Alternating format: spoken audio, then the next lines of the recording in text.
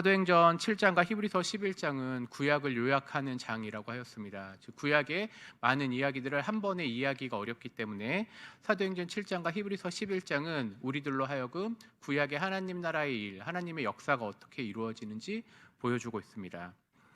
히브리서 11장은 그 중에서 믿음이라고 하는 주제로 구약의 역사들을 요약해 주었습니다.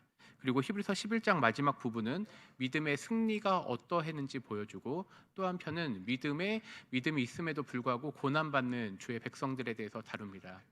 믿음을 가지고 승리하는 것과 믿음이 있음에도 불구하고 고난받는 것을 이야기하고, 그 이후에 믿음이 있기 때문에 승리하고 믿음이 있기 때문에 고난받는, 그래서 믿음이 있는 자는 겸손해야 될 것, 그리고 또 다른 말로 그 겸손의 또 다른 말이 인내라고 합니다. 오늘 읽은 본문 12장은 이러한 믿음의 인내의 싸움이 어떻게 이루어질지에 대해서 이야기를 하고 있습니다. 그래서 1절부터 3절까지를 좀 강의하는 방식으로 말씀을 전하겠습니다. 12장 1절은 이러므로라고 얘기하면서 앞에 있는 부분들을 정리를 합니다. 그러면서 우리에게 구름같이 둘러싼 허다한 증인들이 있다고 하였습니다. 즉 히브리서 11장에서 다루어진 믿음의 수많은 믿음의 선배들이 구름같이 둘러싼 허다한 증인들, 물론 앞에 있는 11장에 등장하는 인물은 숫자로 셀만할 것 같습니다. 그런데 이들은 대표했기 때문에 이와 같은 자들이 엄청나게 많았다라고 하는 것이 허다한 증인들이라고 되어 있습니다. 그런데 이들이 구름같이 둘러싼이라고 얘기하는 것은 히브리서 12장 1절부터 3절은 당시에 그리스 로마의 배경하에 스타디움에서 경기장을 상상하면서 보아야 될 본문입니다. 그러니까 앞서 마라톤 경기를 끝내고 난 수많은 믿음의 증인들이 우리를 둘러싸고 이제 너희가 한번 뛰어보라고 보고 있는 모습입니다. 그럼 다시 한번 보겠습니다. 이러므로 우리에게 구름같이 둘러싼 허다한 증인들, 즉 이들은 믿음의 마라톤의 싸움, 때로는 믿음의 승리를 했고 믿음의 고난과 믿음의 인내를 했던 이들이 허다한 증인들이 있는데, 이제 너희가 달려라 라고 했을 때 우리는 모든 무거운 것과 얽매이기 쉬운 죄를 벗어버리고 라고 되어 있습니다.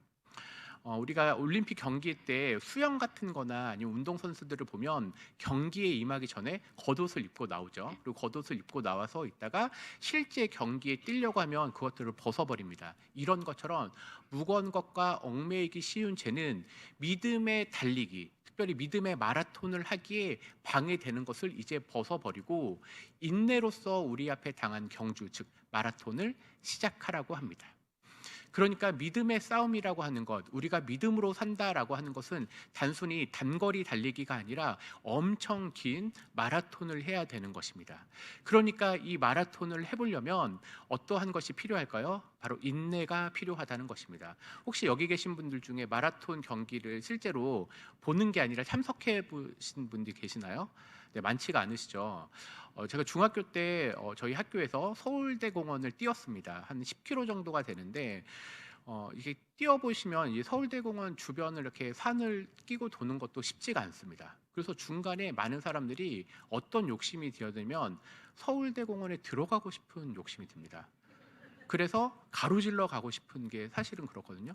근데 어떤 사람들은 그걸 끝까지 달립니다. 왜냐하면 거기는 산도 있고 내려가기도 하고 또 옆에서 보고 듣는 사람들이 많기 때문에, 그래서 그 달리기 하는 마라톤 10km 정도밖에 안 됨에도 불구하고 사람들이 포기하고 싶습니다. 그래서 인내로서 경주, 즉 인내로서 마라톤을 하는 것은 끝까지 달리라는 얘기입니다. 그런데 이 끝까지 달려야 되는데, 이제 2절에서는 그 끝까지 달리는데 누구를 모델로 삼아야 되냐? 우리가 마라톤 하면 한국에선 누구 생각나시죠? 네, 뭐 여러 선수들, 뭐 송기정 선수도 있고 여러 가지 선수들 있죠. 그런 모델이 있다고 얘기하는 겁니다. 그게 누구냐면 믿음의 주요 또 온전케 하시는 이인 예수를 바라보자입니다.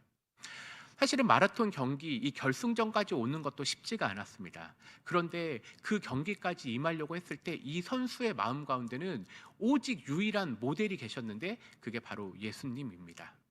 믿음의 주요라고 하는 것은 믿음의 시작점을 얘기하는 것이고, 온전하게 하시는 이라고 하는 건 믿음의 완성입니다. 그러니까 마라톤을 시작할 때 내 목표치는 처음부터 모델이신 예수님, 그리고 내가 이 마라톤 경기를 끝냈을 때 도달하고 싶은 것도 예수님이라는 것이 바로 예수님입니다. 그래서 믿음의 싸움은 누구를 바라보아야 하냐면 예수를 바라보자라고 하는 것입니다. 그러니까 우리가 신앙생활 하는 데 있어서 여러 좋은 믿음의 선배들이 분명히 있을 것입니다. 왜냐하면 히브리서 11장에도 수많은 믿음의 신앙의 선배들이 있었습니다. 그런데 그들도 결국은 누구를 바라보아야 되냐면 예수를 바라보는 것입니다. 그러니 우리가 오늘날 살아갈 때 우리의 믿음의 시작점 그리고 우리의 믿음의 도착점도 어디여야 되죠? 바로 예수님입니다. 그래서 예수를 바라보자라고 하는 겁니다. 근데 예수님은 어떻게 하셨느냐? 그는 그 앞에 있는 기쁨을 위하여 십자가를 참으사 부끄러움을 개의치 아니하셨다고 하였습니다. 왜 우리의 믿음의 목적지 그리고 믿음의 모델이 예수님이냐면 예수님은 그 십자가를 참았기 때문입니다. 그런데 이 십자가 뒷면에 즉 십자가라고 하는 것을 인내하면서 버티고 나서는 예수님께서는 면류관, 월계관을 쓰셨는데 그 면류관을 쓰신 월계관을 쓰신 모습이 하나님 보좌 우편에 앉아 계시는 것입니다. 보좌 우편에 앉아 계셨다라는 것은 완성하셨다, 즉 승리의 간을 쓰셨다라는 걸 보여주는 겁니다. 그러니까 1, 2절의 모습은 무엇이냐면 마라톤을 시작할 때부터 우리는 저기 승리하신 예수님을 바라보고 우리도 예수님처럼 살자입니다. 그런데 이 마라톤 경기가 너무나 깁니다. 이 믿음의 싸움을 하는 것이 쉽지가 않습니다. 수많은 사람들이 믿음의 싸움을 하려고 할 때 멈추고 그리고 다른 곳에 가고 싶습니다. 왜 그러냐면 히브리서의 배경에는 무엇이 있죠? 바로 핍박과 박해가 있기 때문입니다. 로마의 핍박, 때로는 유대교의 핍박이 있었습니다. 그러니까 이러한 공격을 당하는 사람들은 이 경기를 포기하고 싶다라는 마음이 항상 듭니다. 여러분들을 여기 오셨는데 여기까지 오실 때 우리가 믿음의 생활을 꾸준히 해오셨는데 아무런 시험이 없으셨습니까? 아닙니다. 우리는 분명 중간중간에 믿음을 포기하고 싶다 혹은 믿음대로 사는 것보다 그냥 세상에 타협하고 싶다라고 하는 마음이 항상 있었을 것입니다. 그런데 우리가 그런 순간에 그렇게 시험이 들려고 할 때에 히브리서 11장과 12장은 뭐라고 얘기하죠? 예수를 바라보자라고 얘기하는 겁니다. 그러니까 우리가 마음이 흔들릴 때 다른 것 때문에 흔들리더라도 그런 흔들림은 누구나 있으니 십자가를 끝까지 참고 기쁨을 위하여 부끄러움을 개의치 아니하신 이 예수님 바라보고 하나님 보좌 우편에 가신 그 예수님 바라보고 끝까지 믿음의 싸움을 하자는 것입니다. 우리가 인생을 살면서 자녀의 문제, 때로는 경제적인 문제, 때로는 신체의 문제, 수많은 내 힘으로 해결될 수 없는 그런 시험들 그리고 그런 어려움들이 찾아옵니다. 로마 시대 때는 이들이 믿음의 공격을 당했습니다. 그래서 그들은 그것을 포기하고 싶었습니다. 그래서 히브리서 12장 1절과 3절은 인내라고 하는 키워드를 가지고 우리가 끝까지 참아서 이 마라톤 경기를 가자라고 독려하는 것입니다. 여러분, 오늘도 마찬가지입니다. 이 시간 오시는 것은 여러 가지 마음속, 여러 가지 내 상황이 있을 것인데 이런 말씀을 보십시오. 포기하지 마십시오. 포기하지 마십시오. 그리고 예수님을 바라보셔야 됩니다. 왜냐하면 예수님이 우리 믿음의 시작점이고 도착점, 모델이기 때문입니다. 예수님은 십자가를 참으셨습니다. 그리고 그는 승리하셔서 우리에게 이 면류관, 이 월계관, 승리관을 쓰라고 주님께서 부르십니다. 그런데 3절에 이렇게 표현되어 있습니다. 이 표현이 좀 어려운데요. 너희가 피곤하여 낙심하지 않기 위하여 라고 하는 구절입니다. 이게 뭐냐면 앞서 얘기했던 믿음의 싸움을 하는 때 우리는 피곤과 낙심한다는 겁니다. 앞에서는 벗어버리라고 했습니다. 무거운 것, 얽매인 것, 우리가 하나님의 믿음의 싸움을 하려고 할 때 우리를 방해하는 걸 벗어버린다고 했습니다. 이제 경기를 뛰기 시작하는 겁니다. 그런데 경기에 임했을 때 우리는 경기의 중간을 넘어서면 포기하고 싶습니다. 우리 남자분들 중에 행군 해보셨죠? 어떠셨나요? 행군할 때 정말로 가기 싫습니다. 주저앉고 싶습니다. 그런데 그럴 때 이런 거예요. 피곤하여 낙심하지 말라는 것입니다. 그러면서 왜 우리가 피곤하고 낙심하지 아니해야 되냐면 죄인들이 거역했던 그걸 참으신 예수님이 있기 때문입니다. 이거 쉬운 말로 이렇게 할게요. 너희들 예전에 예수님 배신하지 않았니? 그런데 예수님이 너희 위해서 십자가에 돌아가셨기 때문에 너희는 지금 너희의 상황을 보지 말고 끝까지 예수님 바라보고 예수님을 생각하라라고 얘기하는 것입니다.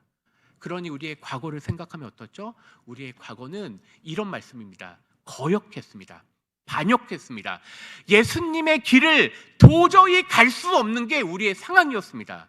그런데 예수님이 이 경기에 참여시키신 것입니다. 원래 우리는 이 경기에 올 수 없는 자들이었습니다. 그런데 예수님께서 십자가에 달려 돌아가시고 나서 우리들에게 이 믿음의 싸움에 참여할 수 있는 놀라운 특권을 주셨습니다.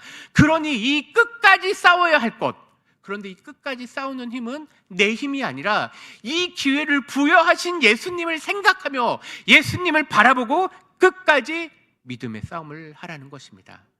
여러분들, 그러니 이 믿음의 싸움이 쉽다라고 말하지 않았습니다. 예수님을 믿는다라고 하는 것은요, 포기하라는 것입니다. 예수님을 믿는다라고 하는 것은 이 세상의 기준대로 살지 말라고 얘기하는 것입니다. 예수님을 바라본다라는 것은 예수님이 가신 그 십자가의 길을 나도 가겠다라고 하는 그 자기의 십자가를 지고 이 고난의 길을 가겠다라고 끝까지 인내하는 자들입니다. 그러니 뭐 하라고요? 예수님을 바라보십시오. 그렇게 예수님을 바라보는 우리 모든 성도들이 되기를 주님의 이름으로 축원합니다. 함께 기도하겠습니다.